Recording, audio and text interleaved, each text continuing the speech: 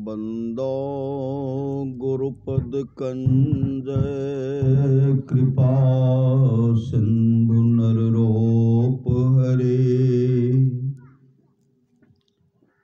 महामोह तुम पुंज जासु बचन रवि करनी करा धन्य धन्य सतगुरु सुखदा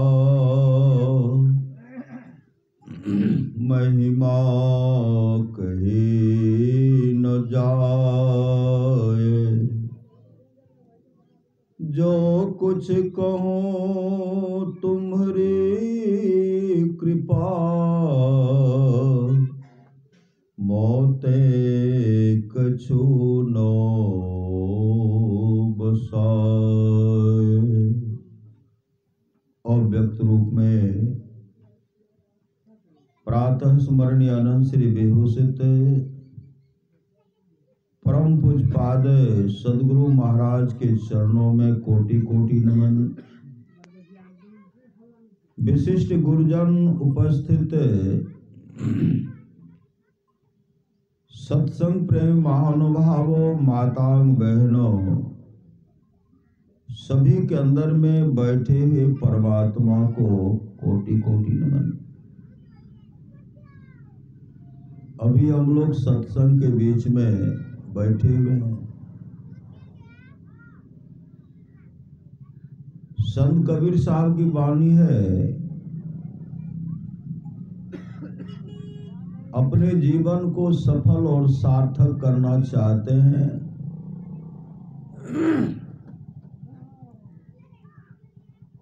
संत कबीर साहब कहते हैं अपने घट दिया ना बारूरे, अपने घट दिया ना बारूरे। अपने अंदर में प्रकाश का दर्शन कीजिए। जो अपने अंदर में थोड़ा भी प्रकाश का झलक देख लेते हैं उनका अरबों जन्म सुधर जाता है, अरबों जन्म। अपने घट दियाना बारूरे नाम के तेल सूरत के बाती, मतलब नाम का सुमरन हमेशा करते रहना चाहिए। नाम के तेल सूरत के बाती ब्रह्म अगिन उदय गारुड़े। नाम के तेल सूरत के बाती ब्रह्म अगिन उद गारू रे, झूठी जान जगत की आशा। कहते हैं संसार का आशा भरोसा झूठा है, झूठा झूठा जानिए। जब तक शरीर में जीवात्मा है तभी तक इस शरीर का कोई सम्मान करने वाले हैं। शरीर से जीवात्मा निकल जाएगी का इस शरीर को कोई पूछने वाला नहीं है। धन को गिने निज तन न सुहाई। धन को गिनते हैं लेकिन निज आपका शरीर जो है यह किसी को नहीं सुहाता है। जब तक जीवात्मा है, शरीर के अंदर में जीव है। जीवात्मा का मतलब जब तक शरीर में परमात्मा का निवास है तब तक शरीर को पूछने वाले तो बहुत है। धन को गिने निज तन नो सुहाई, तुम हंसा एक एका। तुम एक ही हो। वह कौन? जो परमात्मा से बिछड़े हुए हम हैं।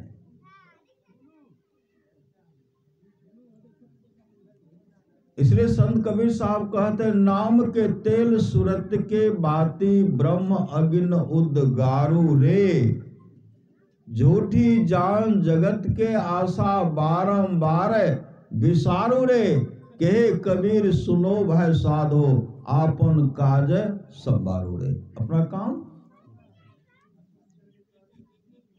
अपना काम क्या है?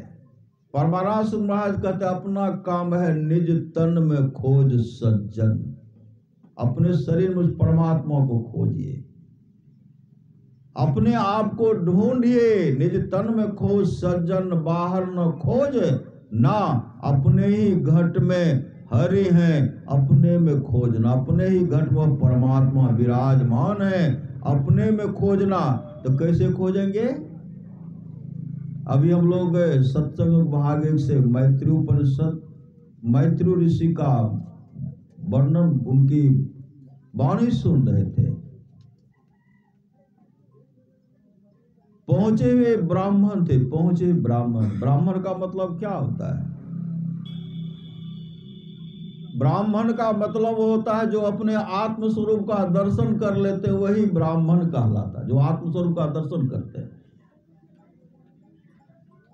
जन्म से कोई ब्राह्मण नहीं होता, कर्म से ब्राह्मण होता है, जो अपने जीवन के बागडोर को सदगुरु के हवाले करके सत्संग नित्य और ध्यान नित्य करते हुए जो आत्मस्वरूप का दर्शन कर लेते हैं, उसी को ब्राह्मण कहते हैं। मैत्री उपनिषद जो सुन रहे थे मैत्रेय ऋषि, बहुत सदाचारी, एकनिष्ठ ब्रह्मनिष्ठ ब्राह्मण थे, परमात्मा में निष्ठा रखने वाले थे। उनकी पत्नी जब पानी लाने के लिए जाती थी, वहां बहुत स्त्रियां एकत्र हो जाती थी। वह तमाम कहने लगती थी, तेरा पति कैसा ब्राह्मण है, कभी पूजा पाठ करते हुए तुम्हारे पति को हम नहीं देखे। गांव में मंदिर है, उस मंदिर में भी नहीं जाते हैं, कहीं भी नहीं जाते हैं, नो जीवन में गंगा स्नान, नो कोई कुछ शुभ काम उनको करते हुए देखते ही नहीं है, हमेशा घर में बैठे रहते हैं। तेरे पति को ब्राह्मण कहलाने का कोई अधिकार, हक अधिकार नहीं है। कभी तुम्हारे पति संधि उपासना भी नहीं करते हैं, कभी कोई पूजा पाठ, कोई तपस्या करते हुए नहीं देखते हैं। तेरा ऐसे के साथ में विवाह हो गया है, तेरा कल्याण कैसे होगा? मैत्रेय ऋषि की पत्नी के मन में विचार हुआ, सही मेरे पति न संध्या करते हैं, न तर्पण करते हैं, न कोई शुभ काम करते हैं, कभी हम देखे नहीं। किसी मंदिर में पूजा करने के लिए भी उनको कभी नहीं देखे, जाते हुए कभी नहीं देखे। उनका माथा ठनक गया, घर आई, अपने पति के सामने पानी ला करके नीचे में रख देती और कहने लगी, आप आज जवाब दीजिए, आप ब्राह्मण है कि नहीं है? श्री सदगुरु, हमको तो संदेह हो रहा है, हमको संदेह हो रहा है कि आप ब्राह्मण है कि नहीं। हमको तो लगता आप ब्राह्मण नहीं है। सब स्त्रियां जो कहा करती थी, सब मेरी सहेली जो कहा करती थी कि तेरे पति ब्राह्मण नहीं है, और मुझे पूर्ण विश्वास हो गया कि आप ब्राह्मण नहीं है। ब्राह्मण अगर होते तो तर्पण करते, होम करते, आदि आदि पूजा पाठ करते, कभी मंदिर में आपको जाते हुए, कभी फूल भी चढ़ाते हुए नहीं देखे। और आप जवाब दीजिए।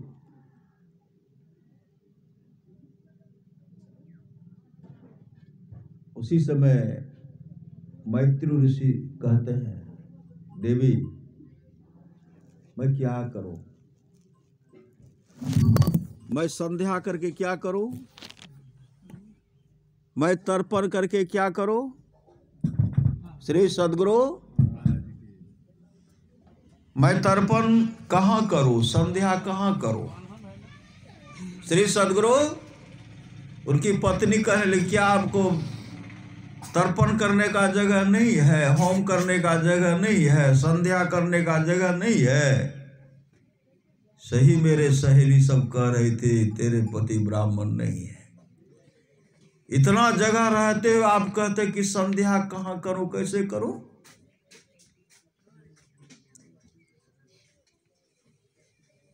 ऋषिवर कहते हैं, देखिए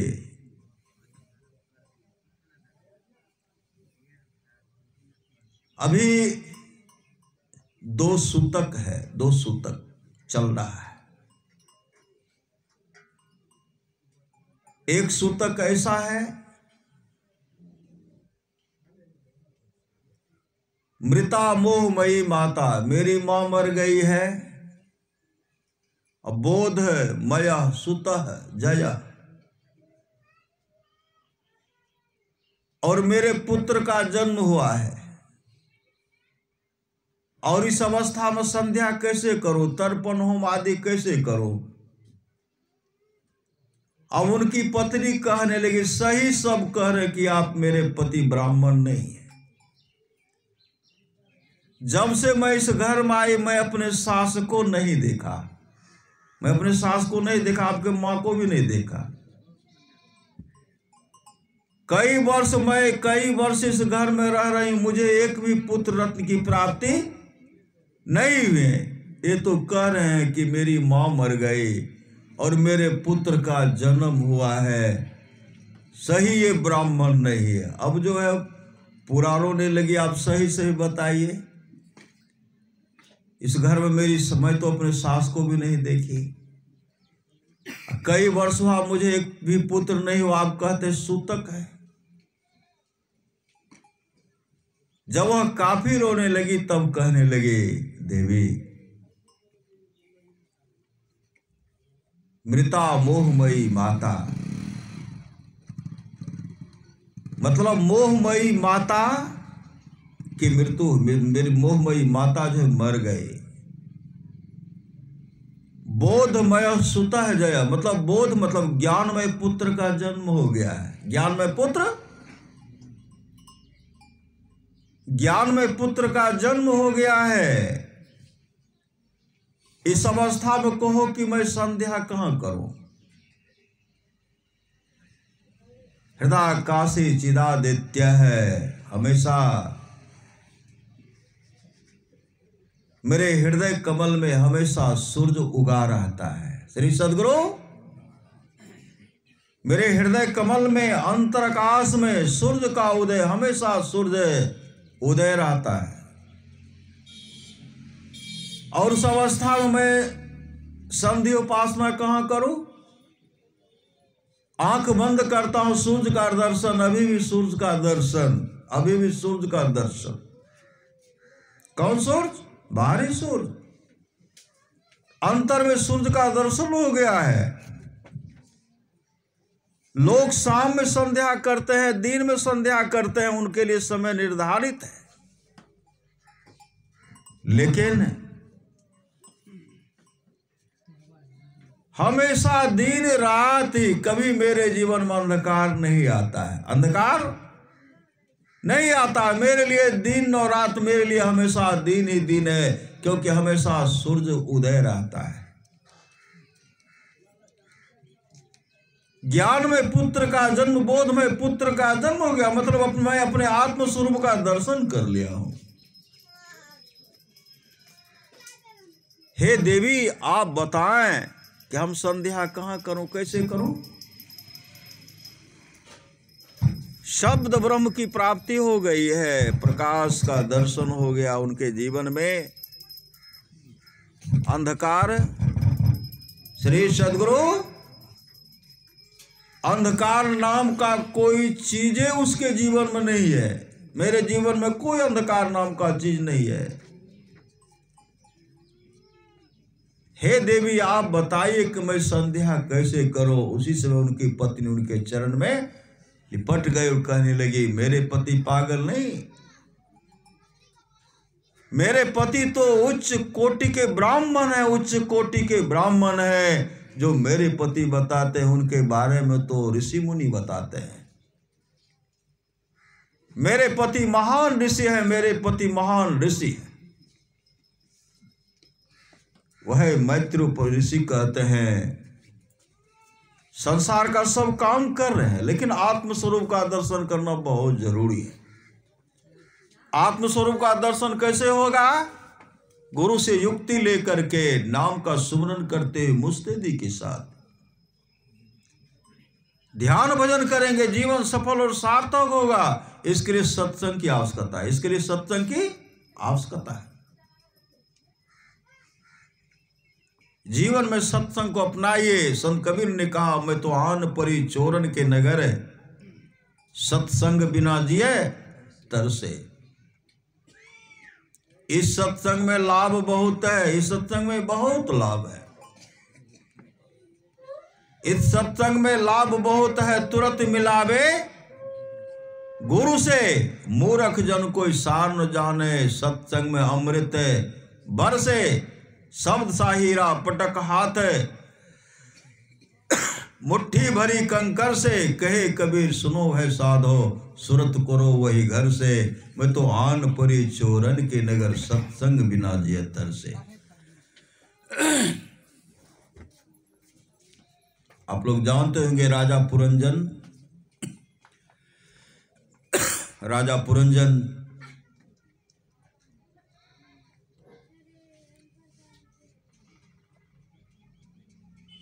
मानसरोवर के रहने वाले हंस, मतलब आत्मा, परमात्मा थे। परमात्मा के संग में रहने वाले राजा पुरंजन थे।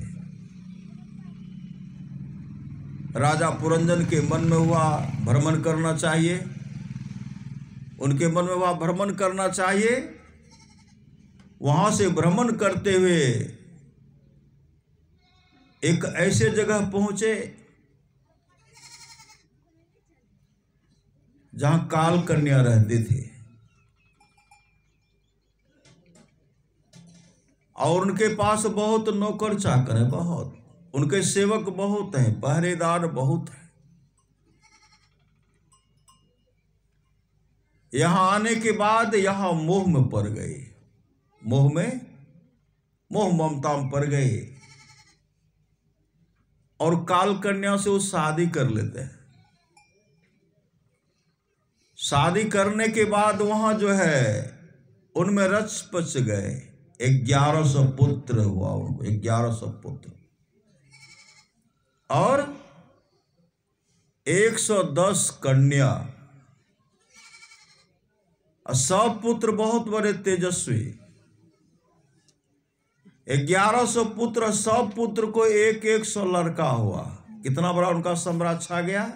श्री सदगुरु, कितना बड़ा साम्राज्य छा गया। उस साम्राज्य को प्राप्त करके वह पोलो नहीं समाते थे। सब पुत्र को अच्छा पद मिला, मतलब राज पद मिला। अब अपने को सुखमय जीवन व्यतीत करके हमसे बड़ा सुखी कोई नहीं है। अब क्या है, अपने जीवन को, अपने मूल्यवान समय को, श्वास को क्या कर रहे हैं, अपने पत्नी के पास बैठ करके बिता रहे हैं। आधा से अधिक उम्र उनका, श्री सदगुरु, आधा से अधिक उम्र उनका समाप्त हो गया। कभी प्रभु का चिंतन नहीं किया। संजोग से अब हमेशा पत्नी के बारे में सोचा करती है। मैं हूं तो उसका देख रेख होता है, मैं नहीं रहूंगा, इनका देख रेख कैसे करेंगे, कौन करेंगे, इसी फेरे में पड़ गए। संजोग से एक बार उन पर एक गंधर्व उन पर चढ़ाई करता है। गंधर्व चढ़ाई किए और चढ़ाई करके उनको, जब उनके राजमहल में गंधर्व का सेना तहस नहस करने लगे,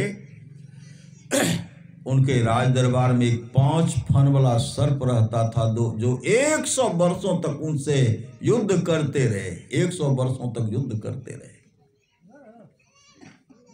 अंत में क्या किए, काल कन्या सब देख रही है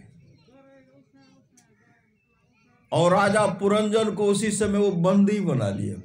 बंदी बना करके इतना पिटाई किए, बंदी बना करके लेके चले गए। उसमें यवन राजकाल हो गया, सबको बंदी बना करके वह वहां उन क्या कि सबको तहस नहस कर दिए, जला करके राख कर दिए।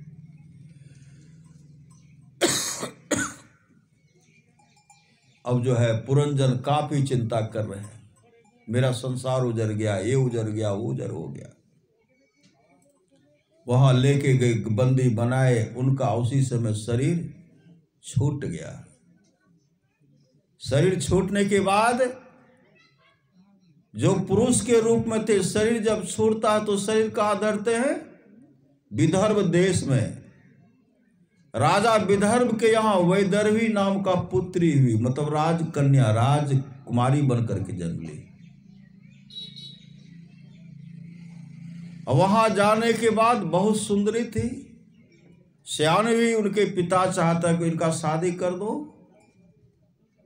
शादी करने के बाद शादी किनके साथ? सन्याल ध्वज के साथ की। सन्याल ध्वज शादी करना नहीं चाहते थे। वह उनके मन में था, मैं आत्मस्वरूप का दर्शन करूंगा, मैं परमात्मा के पास से बिछड़ा हुआ आत्मा, बिछड़ी हुई आत्मा हो, मैं उन्हीं के पास जाऊंगा। लेकिन इतना आग्रह के तो उन्होंने कहा था, मैं शादी कर लूंगा, पुत्र बड़ा बड़ा होगा, पुत्री होगी, शादी करके मैं सन्यास ग्रहण कर लूंगा, सन्यास धारण कर लूंगा। शादी किए, पति पत्नी ठीक ढंग से रह रहे हैं और सब ध्यान भजन, पति भी ध्यान भजन कर रहे हैं और पत्नी भी, वैदर्भी ध्यान भजन कर रहे हैं। पुत्र बड़ा हुआ, उनको राज सौंप करके पुत्री का शादी करके सन्याल ध्वज कहते अब यहां हम नहीं रहेंगे। चले गए कहां? जंगल चले गए। जब जंगल जाने लगे तो वैदर्भी ने कहा मैं भी आपके साथ जाऊंगी। सन्याल ध्वज ने कहा हम तो वहां जाकर के ध्यान भजन करेंगे, तुम यहाँ रहो, राजपाट को संभालो। कहा नहीं, मैं आपके साथ जाऊंगी। कहा मैं वहां ध्यान करूंगा। कहा मैं भी करूंगी। तब साथ लेके गए। सन्याल ध्वज हमेशा ध्यान में निमग्न रहा करते थे। वैदर्भी भी पति का सेवा क्या करते थे? पति ध्यान में बैठे हुए हैं तो अपने चरण को कहा, अपने सिर को उनके चरण के बगल में सेवा करते करते वह भी लेट जाते थे। इतने वहां रह करके उनका सेवा, पति ध्यान बैठे हुए जगह है तो चरण को सहला रही है और नाम का सुमरन हो रहा है। श्री सद्गुरु नाम का सुमरन हो रहा है। यहां जो है संसार का काम करने के चलते नाम का भी सुमरन छोड़ देते हैं। जो नाम का सुमरन करते हैं, नाम भजासो जीता जग में, नाम भजासो जीता, मतलब जो ही नाम का जो सुमरन करते वही जीत जाएगा, वह संसार से मुक्त हो जाएंगे। होते होते पति के सेवा में पड़े हुए हैं। एक दिन की बात है, सन्याल ध्वज ध्यान बैठे हुए थे, अपने आत्म स्वरूप का दर्शन कर लिए। कहते त्रिकुटी में सूरज उगे हो, आत्म स्वरूप का दर्शन करते हैं। आत्म स्वरूप का दर्शन करते हुए नाथ का सहारा, नाथ की सहारा। आत्म स्वरूप का दर्शन करना मानो परमात्मा का दर्शन करना। समाधि में चले गए। समाधि में जाने के बाद अपने प्राण को त्याग दिए। श्री सद्गुरु प्राण को त्याग दिए। अब प्राण को त्यागने के बाद वह जो वैदर्भी जी थे अपनी पत्नी के चरण को सहला रहे थे। धीरे धीरे, शरीर में आत्मा है तो शरीर में गर्मी भी है न, आत्मा निकल गई, शरीर ठंडा पड़ गया। देखते हैं कि उनके पति का चरण पूरा शीतल बर्फ की तरह ठंडा हो गया। अब पूरा पांव को मालिश कर रही है, रहेंगे तब तो, रहने वाली गर्मी तो समाप्त हो गए। ऐसे कहते स्वामी, ऐसे देखो करते तो नीचे उड़क करके गिर गए। अब जार बेजार रोने लगी। जंगल में कोई सहारा उनका नहीं था। पति के साथ ध्यान भजन करती थी, अब बिलक बिलक करके रो रही है। उसी समय वह विचार किए, अब जो श्रीमद् भागवत महापुराण की कथा है, श्री सद्गुरु उसी समय चिता रच करके अग्निदान किए, अग्नि दान करके जैसे उन पर कूदना चाहते थे कि मैं पति के साथ सती हो जाऊंगे, उसी समय एक ब्राह्मण के रूप में प्रकट हो जाते हैं, उनका हाथ पकड़ लेते हैं। आप क्या करने के लिए जा रही हैं? कहा, वह कहने लगे मेरे पति ही संसार में नहीं रहे तो मैं आत्महत्या, मैं पति के साथ सती होने के लिए जा रही हूं। वह ब्राह्मण ने कहा, तुम्हारे पति तो मोक्ष को प्राप्त कर लिए, तुम्हारे पति मोक्ष को प्राप्त कर लिए हैं, और तुम अपने आत्मस्वरूप का दर्शन करोगे तब तो पति के पास जाओगे। आत्मस्वरूप का दर्शन नहीं करोगे, आत्महत्या करोगे, अधोगति नरकगामी बन जाएगी। इसलिए तुम भी आत्मस्वरूप का दर्शन करो। पति को जहां जाना था चला गया, ये तो मोक्ष धाम को चले गए। कहा नहीं, मैं पति के काफी बिलक करके रो रहे थे। उसी समय वह ब्राह्मण अपने रूप में आते हैं। अपने रूप में कौन? वह ब्राह्मण जब अपने स्वरूप में आते हैं, कहते मुझे पहचानो, मैं कौन हूं, मुझे पहचानो। कहा नहीं, पहचान नहीं। जब पूरा अपने स्वरूप में आ गए, कहा तुम्हें या पता नहीं, मुझे पता है, मैं तो मान सरोवर के रहने वाले हंस हैं। मतलब हंस मतलब परमात्मा है। मान सरोवर के रहने वाले हम लोग परमात्मा। हम दोनों एक ही संग रहते थे। कहा, मान सरोवर में रहने वाले हम दोनों एक ही डाल पर बैठते थे, एक ही जगह बैठते थे। प्रभु का हमेशा हम लोग चिंतन क्या करते थे? धर्म कथा का चिंतन क्या करते थे? लेकिन तुमने कहा कि मेरा मन करता मृत्यु लोक जाने के लिए, मृत्यु लोक के सुख को भोगना चाहती हूं, मैं भोगना चाहता हूं। मैंने तुमको बहुत मनाही कहा कि मत जाओ, लेकिन तुमने कहा नहीं, मैं मृत्यु लोक के सुख को भोगना चाहता हूं। तुम वहां से आया, राजा पुरंजन के नाम से विख्यात हो गया। श्री सदगुरु राजा पुरंजन के नाम से विख्यात हुआ। काल कन्या से तुमने शादी कर ले, तुम्हारा सारा ऐश्वर्य को काल कन्या ने समाप्त कर दिया, तुम्हारा सारा शक्ति को काल कन्या ने समाप्त कर दिया।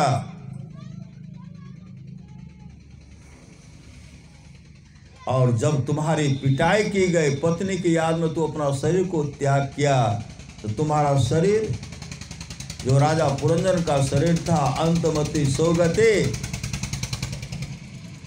तुम स्त्री बन करके राजा विदर्भ के घर वैदर्भी बन करके आया और पति का सेवा किया। अपने आप को विचार करो, देखो तुम कौन हो। जब पूरा दिखलाए तब वह रोने बैठे, मैं क्या करूं? कहा तुम ध्यान करो। श्री सदगुरु तुम ध्यान करके आत्मस्वरूप का दर्शन कर लो, यहीं बैठ करके तुम ध्यान करो। हम वहां रहेंगे, मान सरोवर में रहेंगे। जब तुम अपने आत्मस्वरूप का दर्शन कर लोगे तब तुम मेरे पास पहुंच जाओगे। वो साक्षात परमात्मा थे। वैदर्भी आत्मस्वरूप का दर्शन करते हुए, सत्संग नित्य ध्यान नित्य करते हुए, आत्मस्वरूप का दर्शन करते हुए वैकुंठ धाम मोक्ष धाम को चले गए। यह कैसे हो गया? सत्संग से होगा। परमारास महाराज की मानी है, अद्भुत अंतर की डगरिया जहां पर चलकर प्रभु मिलते, दाता सतगुरु धन धन जो राह लगा देते। परमारास महाराज पुनः कहते हैं, ऐन महल पट बंद के चलो सुख मन घाटी हो, दृष्टि डोर अस्थिर रहे तम बिचहिम फाटी हो, खोले आसमान की टूटे भ्रम टाटी हो, ज्योति मंडल धस धाय के निरखत बैराटी हो, धुर धुन गह लही परम पद बंधन लेहू काटी हो, संतन किरिया राज रही भिख भरम से पाटी हो, मैं ही देवी साहब दया दिन्हे भ्रम काटी हो। अंधकार मंडल का छेदन होगा, प्रकाश का दर्शन करेंगे, शब्द के सहारे मोक्ष धाम को चले जाएंगे।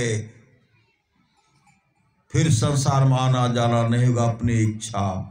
आना है तो आइए, नहीं आना है तो वहीं रहिए, मोक्ष धाम में, परमात्मा के धाम में रहिए। आपकी अपनी इच्छा, मौत से आप आएंगे जाएंगे।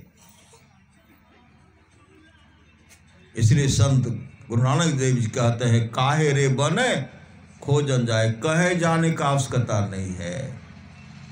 काहे रे बन खोजन जाए, सर्व निवासी सदा अलेपा तो ही संग समाई। वह परमात्मा सर्व निवासी, सब में निवास करने वाले परमात्मा तुम्हारे अंदर में भी हैं। कहाँ खोजने के लिए जा रहे हो, वह आपके अंदर में है।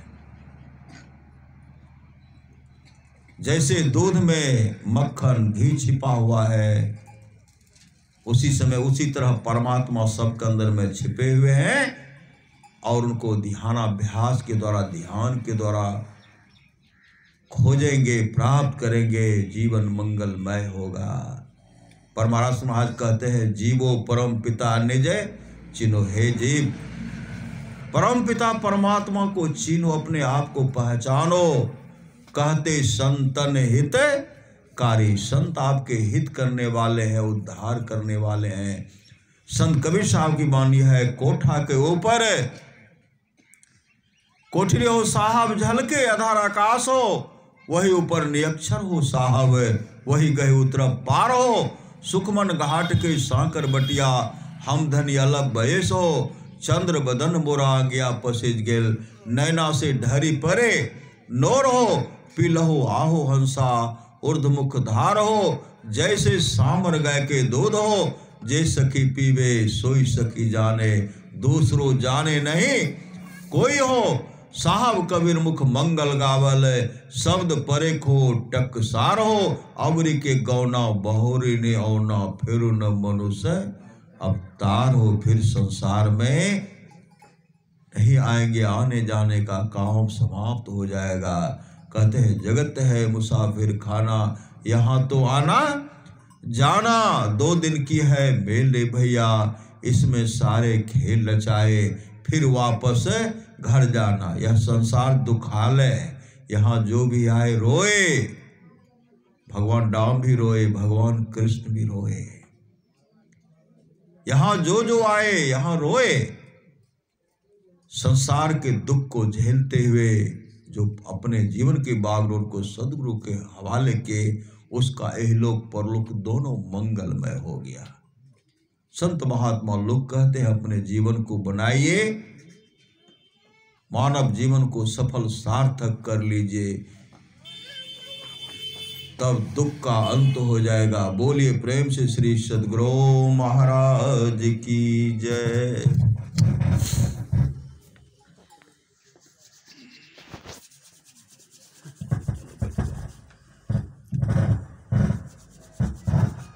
चलिए मनोज,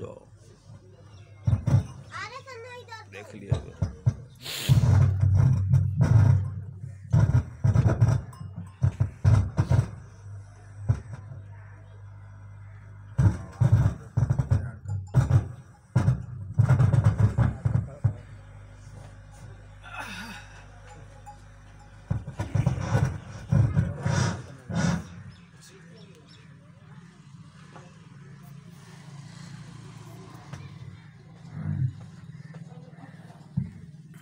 श्री सद्गुरु महाराज की जय।